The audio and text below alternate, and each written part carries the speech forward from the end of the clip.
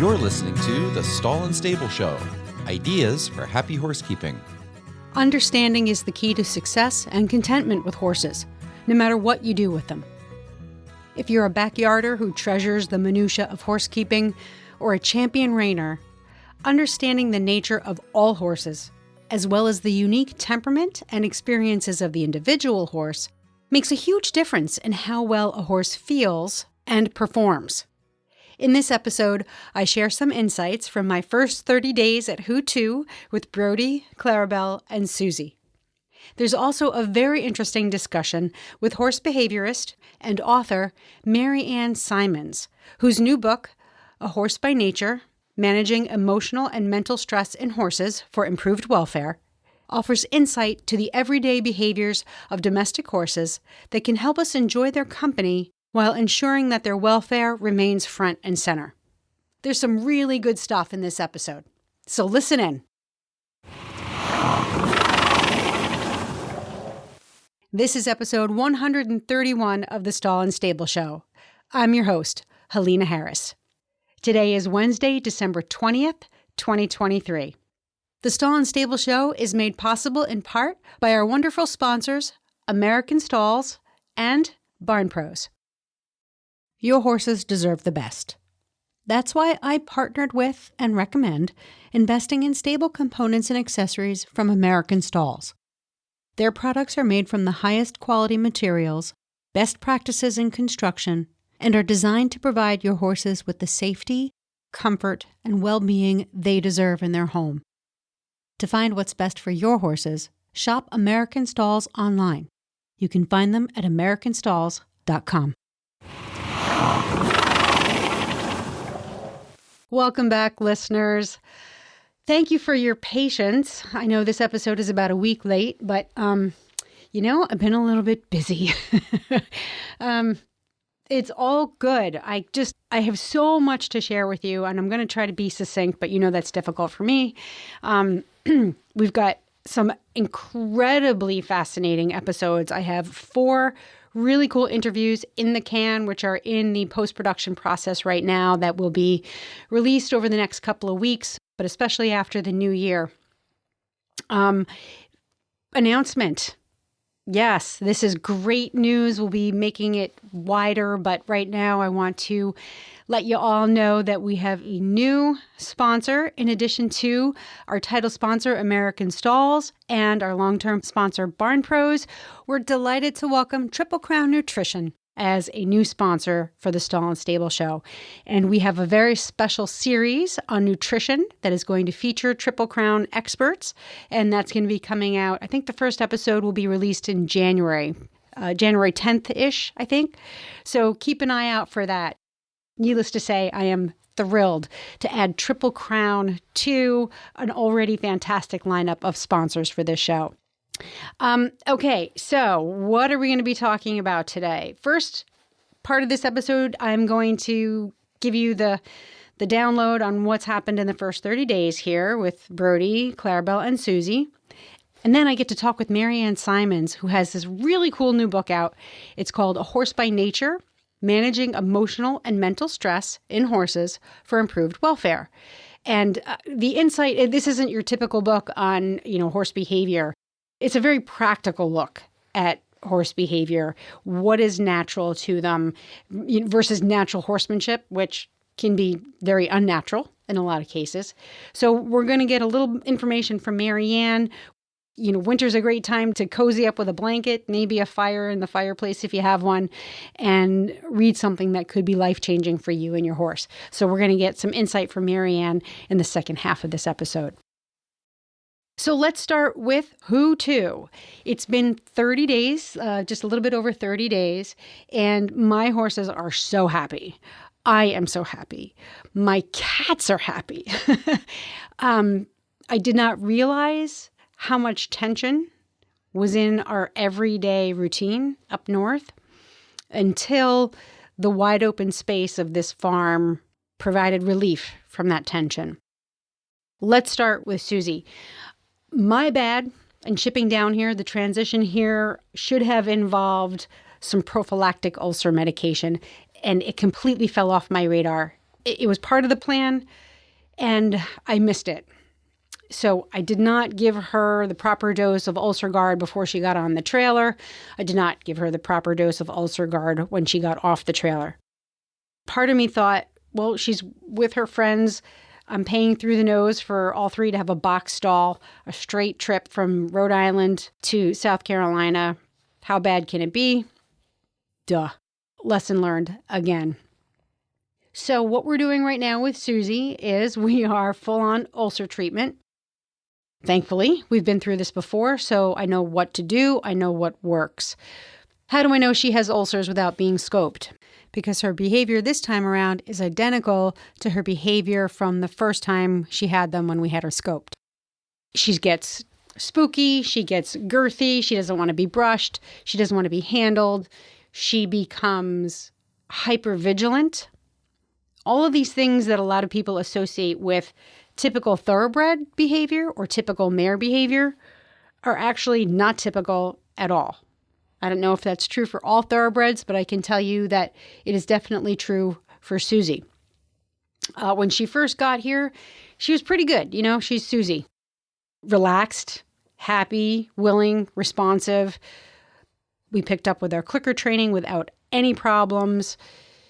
What else did we do? I did a little bit of work on the lunge line just to give her enough room to stay safe. We don't have a round pen or even a small paddock to work in here, so I needed to use the lunge line. And she was fine, but about 3 or 4 days later, when I was ready to ride her, I did the same thing, and she was great for the first 20 minutes. And then our neighbors, who are fantastic, they have a pair of driving halflingers who are so cute. They're beautiful. They happened to be out driving on their property on this particular day. And that was enough of a trigger to send Susie so beyond her stress threshold that we had to shut down our plans for the day. And unfortunately, that lasted for about a week. Yeah, Susie became really hypervigilant, really spooky. I think just the overwhelming stimuli of the property, the neighbors, the horses, everything, I think it really just snowballed into one big tummy ache. So it took me a couple of days to get some of the meds in.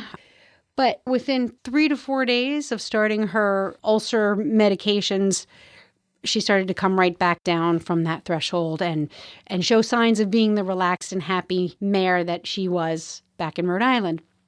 Yeah, to the point where, I was able to ride her out in the field on the buckle. Although I'll say that despite the ulcers and the behaviors that go with them, the incredible hypervigilance, the spookiness, the anxiety, there's a lot for Susie to look at here.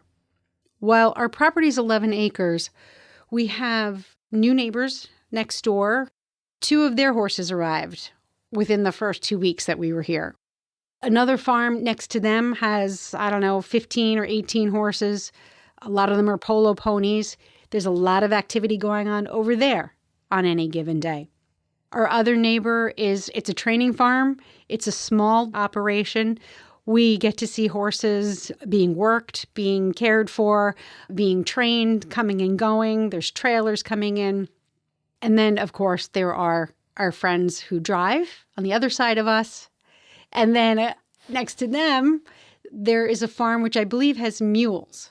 And then there's woods. So there's just a ton of stuff going on for Susie to take in. And when you are the type of person or the type of horse whose inherent job it is to be the sentinel of your herd, to be the watcher or the guardian, I'm not going to say alpha mare because that's too rigid of a job responsibility. I'm fuzzy and I'm on the fence about hierarchies and herds. There's lots of arguments in either direction for that. But I will say that some horses have specific jobs and, dare I say, some leadership roles. I do believe that Susie's inherent nature and temperament are well suited to be the guardian, to be the sentinel. And in observing her, and as I'm taking notes,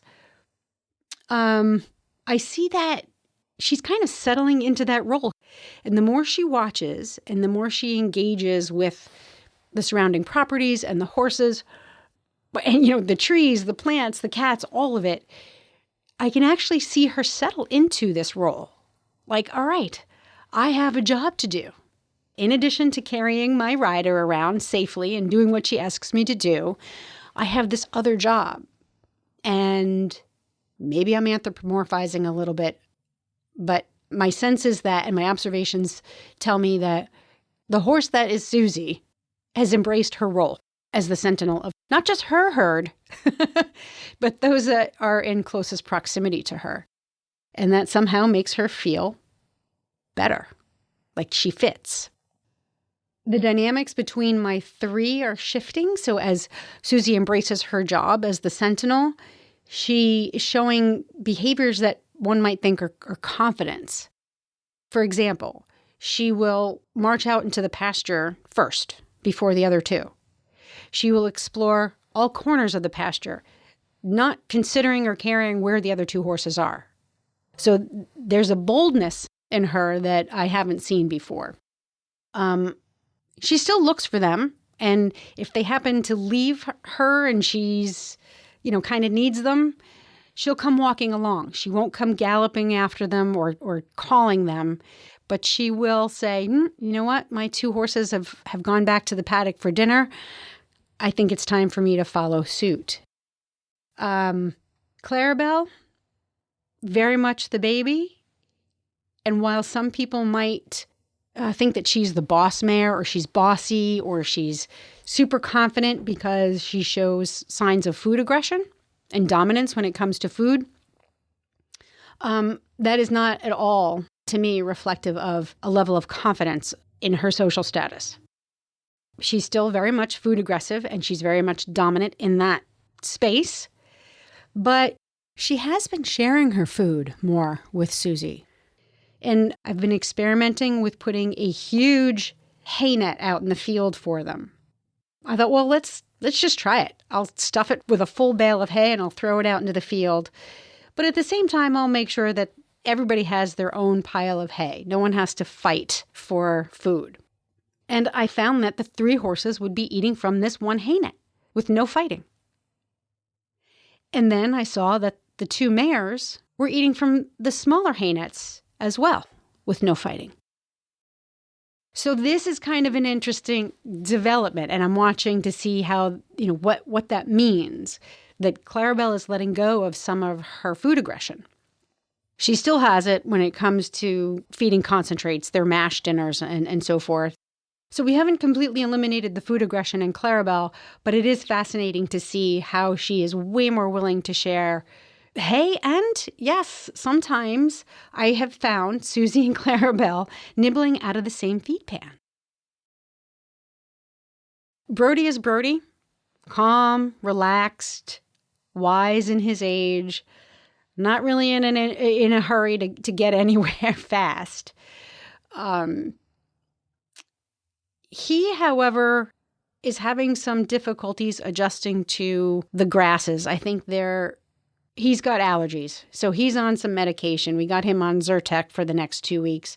His eyes got runny. He got a little sneezy, so he's on Zyrtec for a while. Susie's on her ulcer medications, and knock on wood, Clarabelle seems to be doing just fine. Here's what's interesting, though, about Clarabelle. For all three of my horses, nothing has changed in their diet.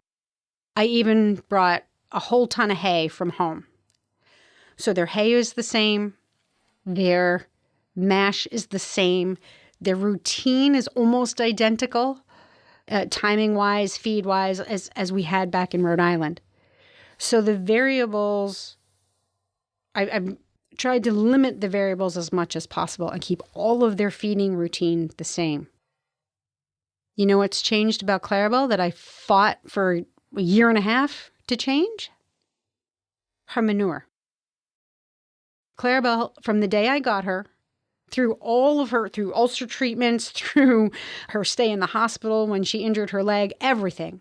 Nothing I did would change the consistency of that horse's manure. It was always huge piles, broken up. I don't want to say it was loose or watery, but it was never formed. We never had nice manure balls. No matter what kind of hay I put her on, I tried all kinds of things, right, to create a healthy gut in Clarabelle.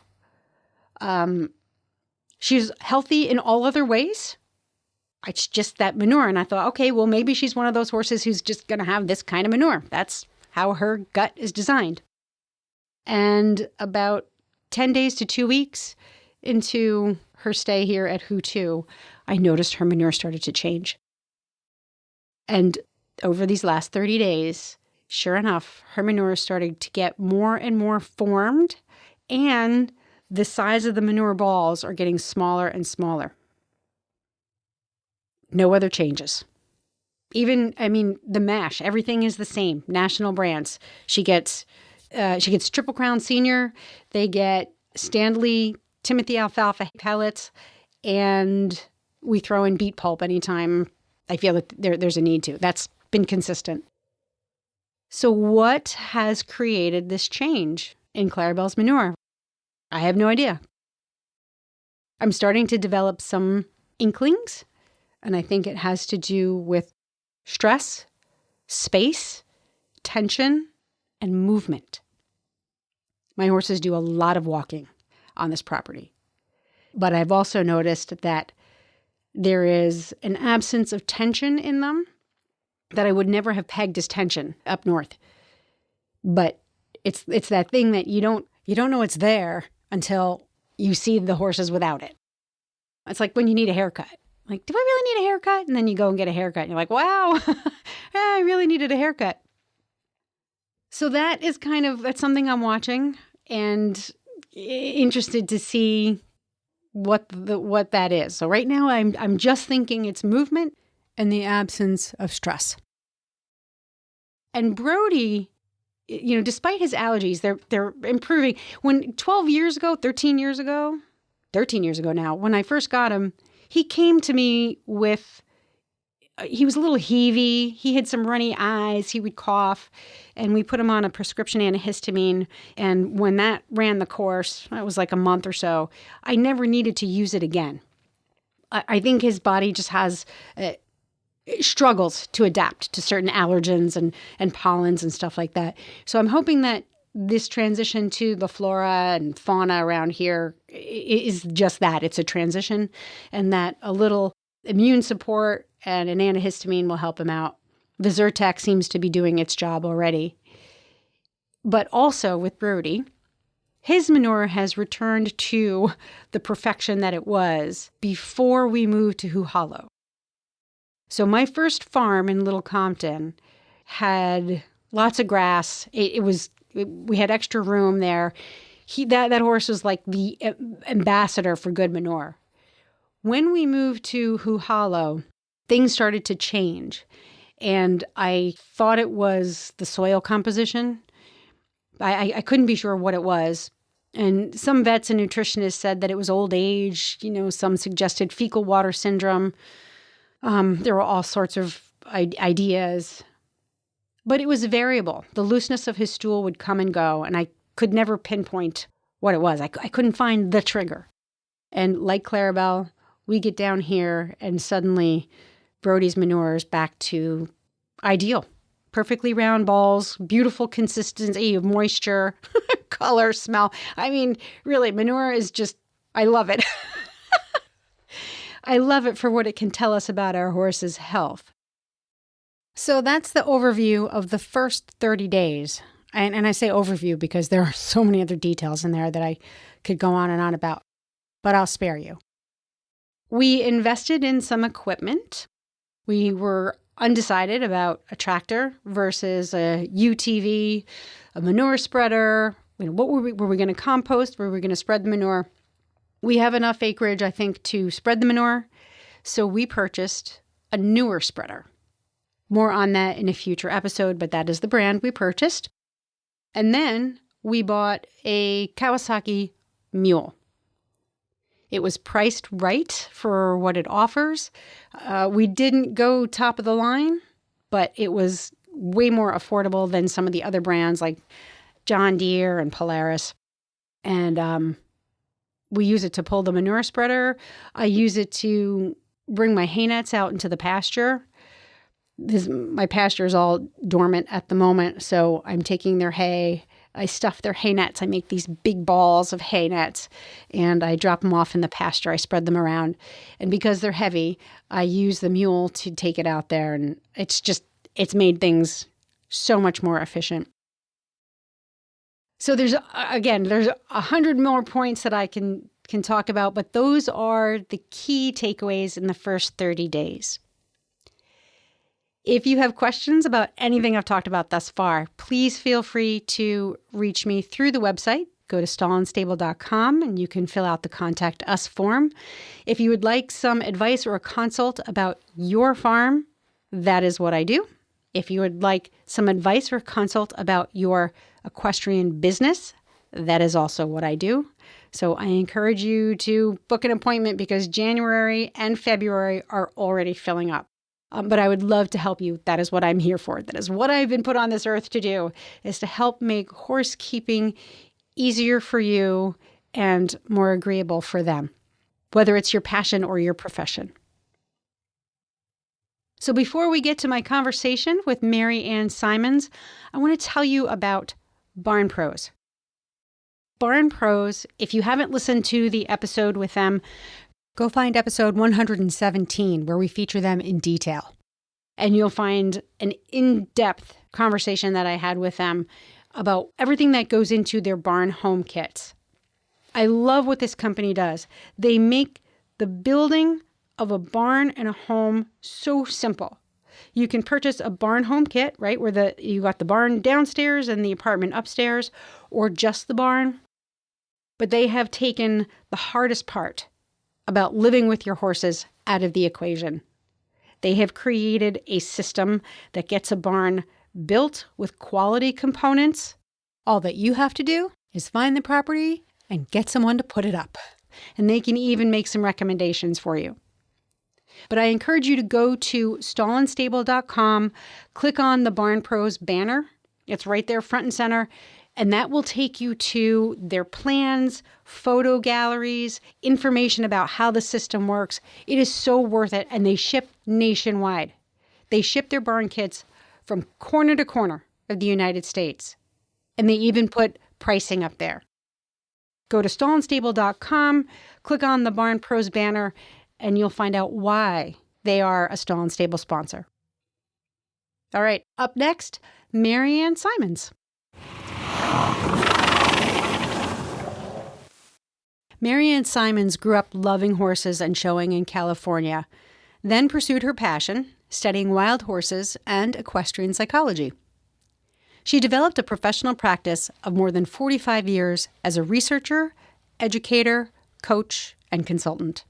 A pioneer in the field of human-animal interactions, Simonds established models for minimizing stress in both humans and horses with a focus to improve sport horse welfare. She lectures internationally, working with veterinarians, professionals, and equine enthusiasts of all kinds. Simonds' newest book, A Horse by Nature, Managing Emotional and Mental Stress in Horses for Improved Welfare, is the topic of my conversation with her today. I'm delighted to have her here today, so let's welcome her to the show. Well, hi, Mary Ann, and welcome to the Stall and Stable Show. Thank you for having me. So, my dear friends at Horse and Rider Books said, we've got a new one coming out, Helena, and you have to read it. In fact, it's another one of those books where every horse professional, every owner needs to read it. When they say that, I run to the store and I get it. Yours wasn't out yet, and it's just out now. The title of the book is A Horse by Nature. Tell us the subtitle. The subtitle is Managing Emotional and Mental Stress in Horses for Improved Welfare. And many, many years ago, I grew up in the horse world in California, showing jumpers, and loved it. I had a great group of people I grew up with, but I saw a lot of things happening to horses that I felt were from ignorance, not necessarily intentional Well, I ended up with a lot of problem horses that stopped and didn't want to jump and things that were, to me, pretty obvious issues. And so I started solving a lot of problems. And then I realized that if I knew how to do this, had to be more to understanding horses. So I went off and studied wild horses in University of Wyoming. Started at University of California, but that wasn't the best place for wild horses. And then ended up in Wyoming in the 70s studying wild horses slightly before the Bureau of Land Management started rounding them up. So I had really good data on before and after roundups. And I'll tell you, that's one of the reasons I put the data out, is because I was able to study enough herds in the western United States to identify functional social behaviors of what horses need to learn to be functional horses. And then compare that with colleagues around the globe, from Africa to Italy to South America, and talk to other researchers to try to identify if they're seeing the same kind of functional behaviors. And what we found is that it extended beyond horses into other equids and actually into to some degree, into other social mammals. And so over the last 40 years, trying to teach people how to teach horses how to be horses before we tried training them to do things with us became a lot of what I did. So I brokered horses and sold horses for almost 20 years in California. And, a lot of that was just fixing horses. And as you get older, you probably notice you kind of start thinking, I'm repeating myself. Why am I having to repeat myself over and over and over again?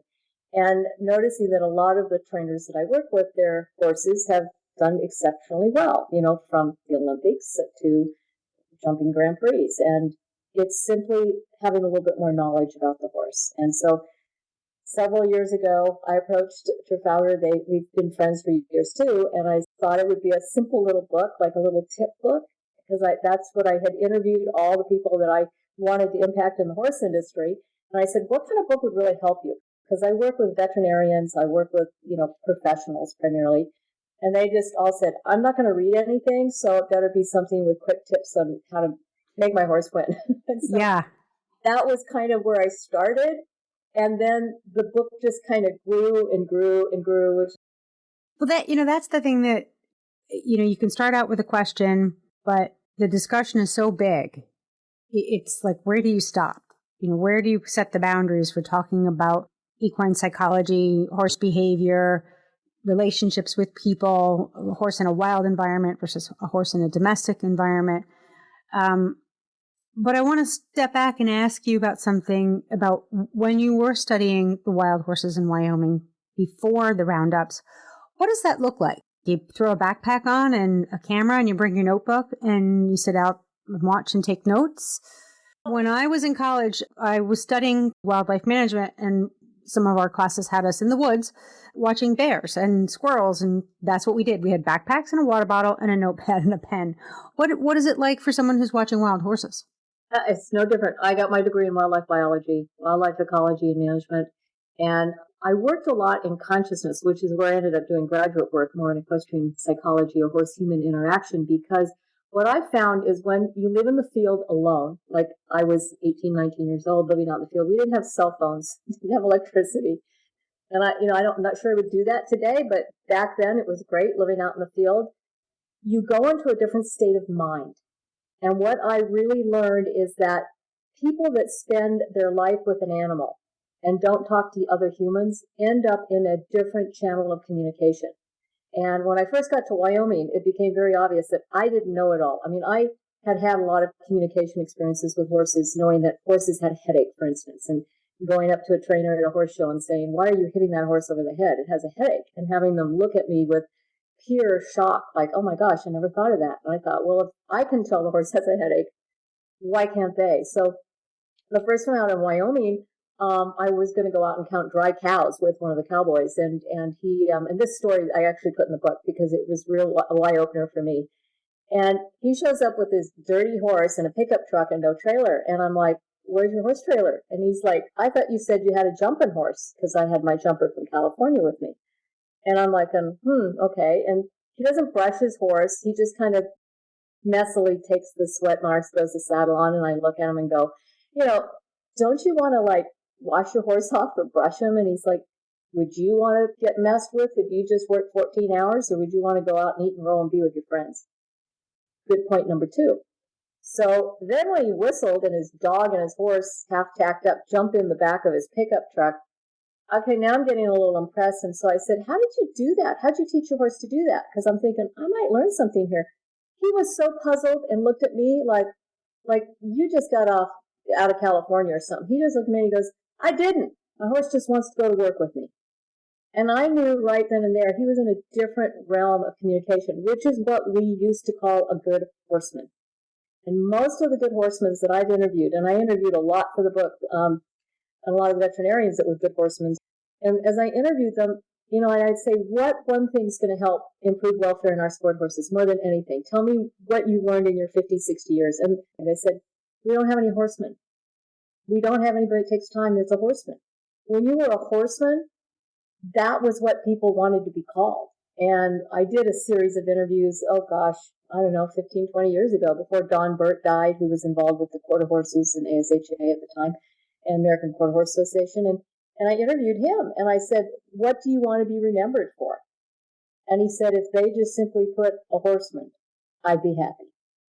And I think that says it all, is that all of the old folks that got into this business, we created horse shows because we loved horses and we didn't want real jobs. And so we just created a hobby into something fun for horses and people. And it has turned into a money-making operation that has very little to do at the upper levels with having fun with horses.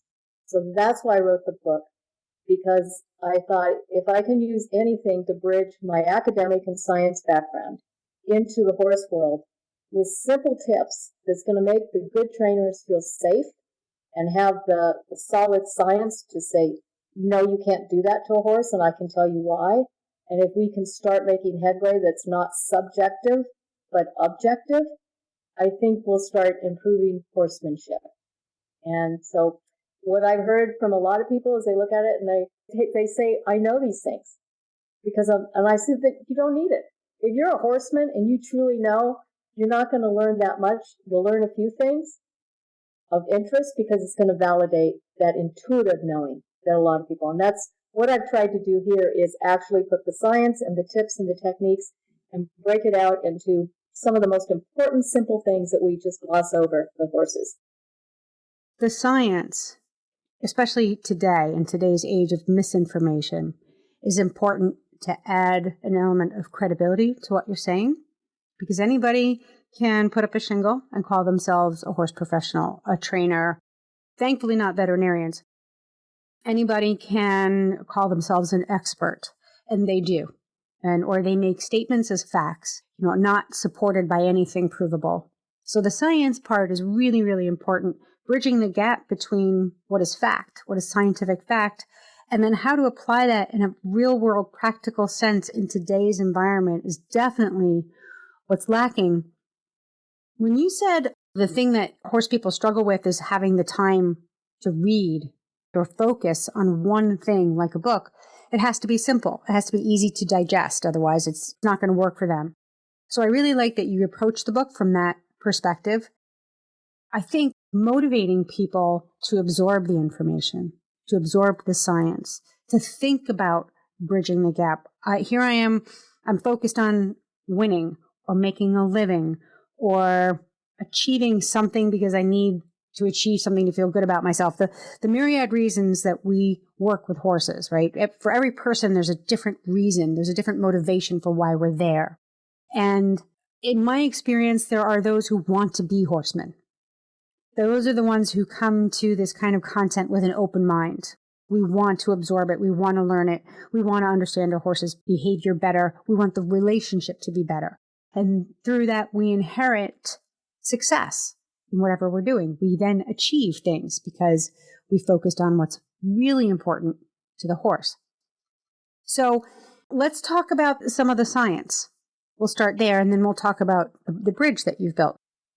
In the very beginning of the book, you talk about what's important to horses, and you start with the social network. Tell us about the social network of horses and why that's so important.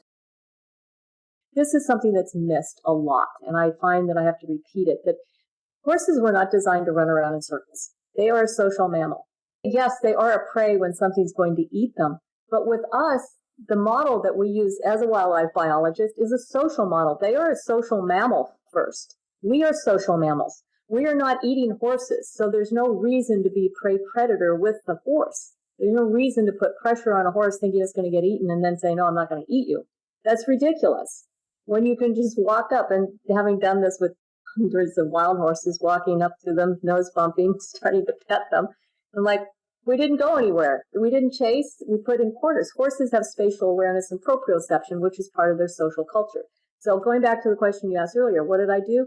I identified functional social behaviors and discovered that different horse groups had different cultures, like humans. They had different behaviors based on the individuals in that group that was dictating culture. But across all of the horses that I studied, and this is what I compared with other colleagues around the globe, is that there were, usually in a functional social group, there's a social facilitator. And that social facilitator most often was a mare. And that was the animal in the group that all the other horses would look at the most for direction. And that is the mare whose ear perks up and says, oh, I think it's time to leave. We're going to go to water. And then the stallions start to follow. And so you start realizing that a social group that doesn't expend a lot of energy fighting, they stay together. They're more sustainable. They had strong pair bonding. And that's what I noticed in my studies, is that some of the stallions, for instance, they lived in bachelor bands their whole life. The mare bonds with the stallion and some of the groups were so stable that those bachelor bands just hovered on the outside. It was very peaceful. In other groups and other habitats, that's not so. You get farther south into New Mexico, for instance, the white sand horses were a lot more aggressive. The stallions were more aggressive. There was less food. There was not as good a habitat, a lot more movement. So habitat, to a certain extent, did dictate some behavior, but it was more individual. And so, back in those days, I was suggesting we manage wild horses by managing the individuals, but that did not take. They just went and cut numbers and took out all the smart horses and left some of the young ones. So bringing in the science was not helpful with wild horses. Bringing in the science has not been helpful in the sport horse world either, because the equitation science folks have been around for a long time, producing hundreds, and I want to say thousands now, because the database keeps growing and growing and growing, about what's good for a horse. And I mean, very specific, how tight should a noseband be? Does a horse need to have friends around when it works? Does the rider make a difference when it's riding a horse? I mean, very, very specific things, but I think that the science intimidates the average equestrian. And that's where we actually, in this book, knocked out a lot of the science that there are in QR codes, and my website's going to have hundreds of references if you want to dive into it, but we tried to synthesize it. Okay, so you can pick and choose what you need when you need it. Yes. If you want to know about bits and how to fit a bit and what tight nosebands do, there's a lot on it. If you want to know about the facial coding system on how to identify pain in a horse, there's plenty of science on that. I picked a simpler model that has worked. When I say picked, I expose people to a broad amount, so because there's not one way. But from a social standpoint, what's the most important thing? What are you and I doing right now? We're getting to know each other. I've never seen you before. I can't smell you, but that's a good thing. If I were a horse, the first thing a horse wants to do is they want to look you in the eye. And this is not talked about enough. Horses want to see your eye. And there's some examples in the book that when I was at Equitana doing demonstrations where a horse almost killed one of the demonstrators, and they thought the horse was aggressive. And it was somebody had taught him to not look at the horse, put his eyes down, walk backwards, and shake noise. And the horse was so irritated and so confused, he turned and kicked him in the kidneys, put him in the hospital. And the guy came back, the Equitana called me in to evaluate and said, this is a dangerous horse, he shouldn't be here. And I said, no, this is an absolutely beautiful Palomino Berber stallion that was smart. He's very sensitive in his hearing, and the demonstrator was a showman. The trainer, when he got out of the hospital, did come and ask me, and I said to him what had happened, and he went away saying, I was wrong, and the horse was right. He learned. And I said, yes. I don't know who he learned from, but somebody told him stallions don't kick. Somebody told him to not look at a horse, and I found that very amusing. Okay, here's just a personal question for you. I have 3 horses, and when I approach them, when I have no agenda, they'll hang around. They'll just keep me company. What am I doing? What are you doing over here? They want to be in my company. But if I have work on my mind, or I approach them with some gadget, a halter or a bridle or something, I get the stink eye every now and again. They will comply. One of them will walk away. They won't run away. They're not aggressive in their evasions, but one of them consistently says, yeah, I'm not really interested in doing this human thing. There are a number of reasons, right? We can interpret that. The horse is uncomfortable. The horse is confused. The whole experience isn't pleasant for them. But it does beg the question about human work and what's comfortable or fair to the horse. I ask myself this all the time. Is it fair for me to put a saddle on my horse, get on her back and hack around, or walk, trot, canter, or do my dressage test? What are your thoughts on that? In the book, I do have a section on what kind of horse person are you? Why do you have a horse in your life? Because you're going to match up with a different personality of horse. There are horses that are what I call the Beach Boy philosophy. They'll work certain times, and unfortunately, I have several dressage trainers that love their personality because they're so cute and sweet, but they only work on certain days and they're not interested in working.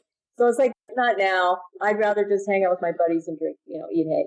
So that kind of a horse, he's social, he's happy, he's fun, but he's not a worker. There are horses out there that if they're not working, they're going to cause trouble because they need that work. They come from a work ethic and they like work. And so assessing a horse's personality is very important. Now, getting back to catching horses, putting them in trailers, I've always been amused by this because I've done many, many demonstrations through the years, and I love coming in behind the round pen boys because I ask the people questions. How many of you have seen wild horses chase each other in a circle? You ever see a horse run in a circle? The only time you're going to see a circle is when a foal runs in a circle around its mom. Occasionally a stallion will do it, trying to get a mare's attention, prancing around looking tough. But you will rarely see a mare run in a circle. It's just a waste of energy, and they don't do that. But they do have very clear my space, your space. And so the first thing a foal learns when it's 15 minutes old is where to stay proprioceptively near its mother at the flank. That's a safety. And this is why I teach my space, your space, spatial awareness, get a paddock, put a horse in a corner, move them around, because here's what it does. It does two things. It teaches the horse about its body and proprioception and moving, which it should have learned if it had been in a functional herd in the first place. But we don't get taught that.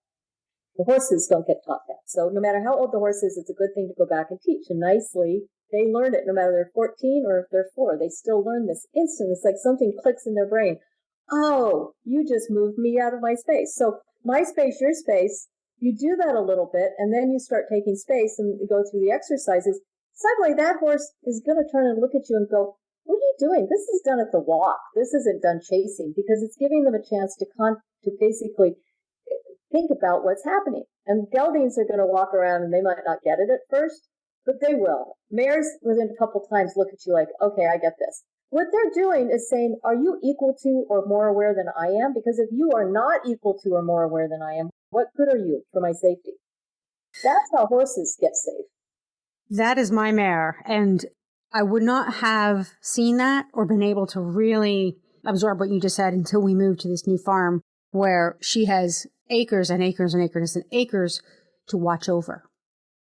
And I have realized in observing her behavior in this whole new environment, I have realized her job, her inherent personality is the sentinel.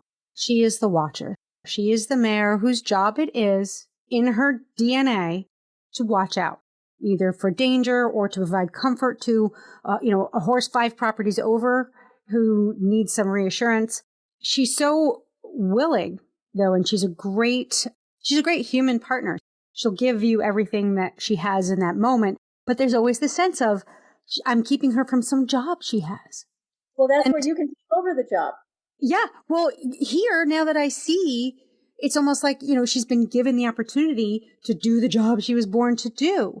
She will walk off by herself. She will leave her herd mates behind where she can't even see them in order to go do her job as the sentinel of the neighborhood. And she's so relaxed and confident and calm. But I would not have seen that behavior in the old environment, in the old property. It will happen in a barn. When somebody changes a horse and it gets sold and they wonder why the mare is so bitchy today, No one told her that horse was leaving. No one told her the stalls were getting moved. And even though we think they all are special in their stalls, there's always a mare who knows where every horse is. And if they're not in the right space, they can get upset. I can totally empathize with my mare now because I'm the same way. And this is fascinating. And it's so empowering to know that there is a uniqueness in a horse's individuality that makes them suitable or unsuitable for a particular job, person, or environment. And you're teaching us that even though our horses are individuals, we can understand them a lot better. We can understand what meets their needs, what those needs are through observation. Yes, I make a point. It's really quite simple when you synthesize the whole book down. It's taking people from a consciousness perspective in a very simplistic way and saying, we're human-centric in how we think. So I don't get into, horse brain, human brain. I reference it. But suffice to say, we think and see differently. I let people know enough to know this is horse-centric. Let's go into horse mind and feelings. It's not a mind. It's feeling more than anything. It's sensing. So they're a prey when it comes to sensory input, but they are a social mammal when it comes to emotional connection. And they will override sensory input for emotional connection to belong. And that's what makes them such good partners. So the things we do with horses, I can tell you, horses really don't care so much what we do when they feel safe. People don't realize this, but it is far easier to take a wild horse out of the wild who's functional, work with that horse, and inside of a couple of days be riding it around bareback because they don't know the difference. They just know, I feel safe, you're feeding me, you didn't threaten me, I can relax, okay, you're my new herd. The ones that are the hardest are the dysfunctional domestic horses that don't know they're a horse, and they're dangerous because they don't have spatial awareness, they run you over, they don't think. So the book is set up to give you a very good synopsis of here's what horses teach horses, and here's how they do it, and here's the important things. And it's repeated then in the next section, which is horses with humans. So the first is on horses without humans. They've been around, a few 100,000 years, longer than we have. Then we get the horses with humans. And from every discipline, whether you're a breeder, a veterinarian, into jumping, dressage, whatever, it doesn't matter because a horse needs to still have those horse skills. And if you haven't taught that horse those skills, go back and teach them because if you take weanlings off and throw them out with weanlings, they're not getting an education. They get educated by the mothers, the fathers, the siblings. So there's a huge learning culture in horses. And it's all about safety and comfort and the social contact. So the horse-human interaction part discusses, let's rethink what we're doing. How do we assess ourselves and what we're going to do? What kind of horse person are we? Where do we put the horse in our lives? What kind of horse is going to match up? And then given the context of the things we do with them, I'm not saying that what we do riding is bad because some horses love to be ridden. And then the third section, that's a little tougher because that's the ethics, economics, and welfare. And that dives into a whole overview of talking to a lot of people in the industry that say, don't use my name, I don't want to be blackballed, but let me tell you what I think. I put that together to say, these are suggestions for change in our industry from breeders, from thoroughbred breeders to warm blood breeders to veterinarians to trainers. They see what's wrong. We're just going to have to start organically changing. I think the conversation, especially with recent events, especially on the global level, the conversation around compassion is starting to get a little bit more heated, and it's getting some traction in ways that it didn't before. Social media for good and evil. I think in this case, we can leverage it for good by exposing those folks who don't want to be named, but who experience these kinds of things.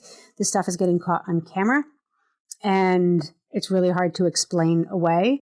And those who come out in defense of it are beginning to get drowned out by those of us who say it's time for us to lead with compassion and understanding than force and domination. But that's a whole discussion on human psychology. I do want to say something because I try to be careful in the book. I mean, I have been talking about tight nosebands and fracturing teeth for years, and working with one of my German clients, she was wanting to ride bridleless, but it was considered not appropriate for an Olympic rider to do that because it would be showing off. They call it circus riding over there, which is sad. So we have some things we have to learn, and again, that's where the science comes in. You don't need a bit in a horse's mouth to get movement. The hind brain is easy to program. Once it's programmed in the hind brain, that's movement. Once it's moving, it doesn't think. And I've done studies throughout the years training a thoroughbred poor horse. He was so embarrassed, but just touch training him. You get on, you put leg, it meant nothing, but you tap, he goes right. You tap left, he goes left. And you do canter pirouette and trot. It was all hindbrain training, no bridle, because once it was in his brain, he doesn't think. And that's horses' proprioception. And that's why riding works well and why it's such sort of a joke, why we have so much on their faces when a horse that gets quick and runs, you don't tighten things down, you loosen things up because they're running from the tightness. It's having to explain and show over and over how this is working. And then people are like, oh, and then they start using it, think it's a new, technique. So yeah, I think this is going to happen very quickly. I'm really happy that you've given us this book as a resource to help. I can't wait to read it. I'm a simple person. I love simple things, so I appreciate your thoughtfulness in putting this book together. Listeners, I will make sure to put links to everything, Marianne Simonds and A Horse by Nature. Marianne, thank you. Thank you, Helen. Listeners, if you'd like to find Marianne's book, just go to stallandstable.com and find episode 131 show notes. I will link you to Horse and Rider Books so you can purchase it directly from them. And I'll also include a link to Marianne's website if you'd like to get in touch with her directly. Many thanks to our wonderful sponsors, American Stalls and Barn Pros. This was a long episode, but before we wrap, I want to say thank you for listening, supporting the show, and happy holidays. And that is going to be a wrap for this episode. I hope you enjoyed it.